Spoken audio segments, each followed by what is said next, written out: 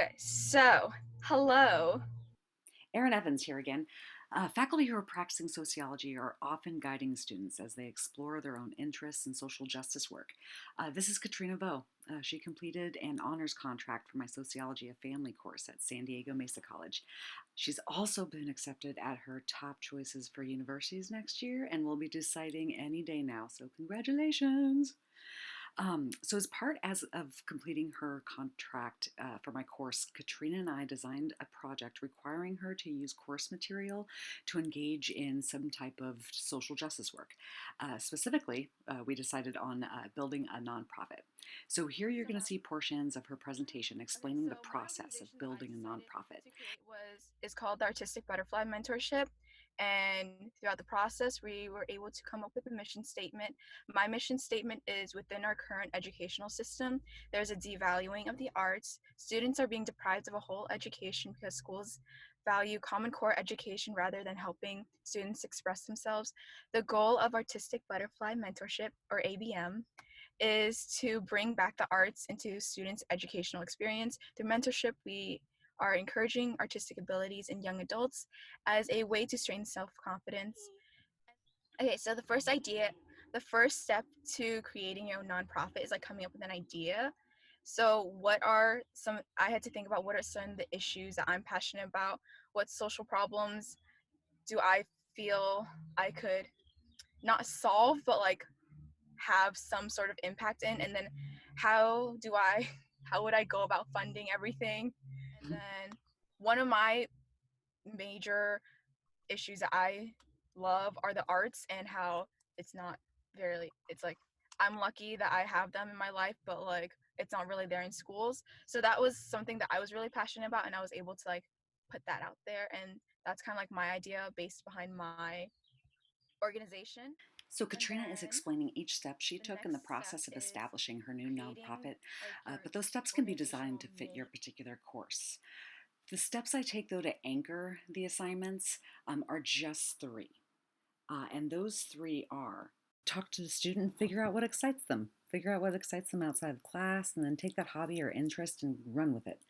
For this one, with on nonprofits, the easiest way to go is to then identify a social problem that's relevant to that student's interest. So here with Katrina, we identified that she had this interest in hanging out with these folks that she's mentoring, and that reflected this need for the arts in public school. And then we designed an organization where the students identifies goals for the organization and strategies towards that goal that fit a particular theoretical approach that we focus on in Intro to Soc. So, for instance, what that would look like would be, if you have an organization that wants to establish laws to prohibit live animal markets, that strategy would be, or that goal would be based on institutional reform, which reflects functionalism. So, that's a really straightforward way to set up the assignment. The mission statement. I figured out the mission statement first and then the name, because there's a lot of like research that has to go within the name in regards to like trademarks. So if something is registered as a trademark, you can't really use it because it's someone else's like thing. And the mission statement is a statement that explains the goal of your organization. So what are the values? What issues are you trying to take on? So it just basically says like what your mission is of your organization. And you can be as short or as long, not long, but like it's like a few sentences, or it can be a sentence, but like keeping it short, just like it's a short summary of like what your organization's mission is.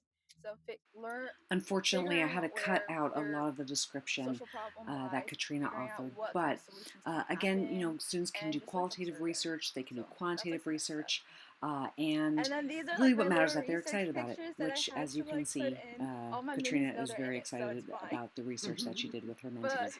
so what I did was So, I take them yeah, out. just This design the is, research as so you can that see, there's a it unicorn playing the fits what piano. their interests are, And I like and teach run with it. piano and I teach guitar for some of them. So that's what I do.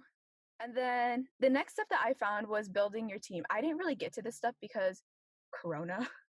But I did do research on like building your team. So when you want to start your own nonprofit organization, you have to think about like the roles responsible, because when you want to register your team, your organization, you have to have like a plan set when you fill out the paperwork, and then we'll get into that in the next step.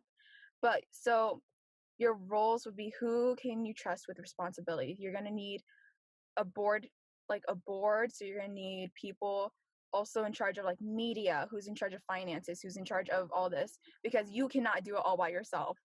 It's it's a lot of work for like one person to handle all by themselves. So figuring out who you can trust with responsibilities, who's going to be that good person to bounce ideas off of, and who will help your organization grow, and then most importantly, who will who shares the same like values and beliefs like as your organization, so then y'all can be on the same page.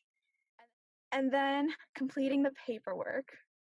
There are a few paperwork like things that we have to worry about. So the very first thing is articles of incorporations. This is the legal document that's kind of officiating your organization. And there's a lot of templates online on how to start one that you can just like fill in the blank. So it sounds daunting, but it's not really too bad once you have like the templates you can just follow. And yeah, and those are kind of like the main paperwork that I found is a lot. I dread paperwork, so it just looks like a lot. And then what's the next step for my organization? Because I really do want my own organization, and I think ABTM is gonna. Once my minis found out about it, they are like constantly reminding me to work on it. So the next steps for my organization is finding a place for all this to start. Probably gonna do in San Marcos, because I can use my minis house, so I can figure out all that great stuff. And then funding, so like saving up so I can actually start, and then coming up with my team. I know a lot of my minis want to like work on it, but they're not 18, so we'll figure that out. And then obviously the paperwork, because that kind of went on a pause when Corona happened. And then what I want, because it is going to be a mentorship, I do want a lot of my minis. They are to the point where like I want them to be able to Thanks so grow much and to become a Katrina, mentor, and and thank you then for watching. start looking for more And mentors to be able you to like can email be part of me my at organization as well. And then eevans the at last step would be just like to do it, sdccv.edu. And again, my name is basically. Erin Evans, But and I'm yeah, so Assistant that's like the Professor next of step for my Sociology at San Diego organization. Mesa College. And then I had to add Demi Lovato in there because she's my artistic like inspiration. So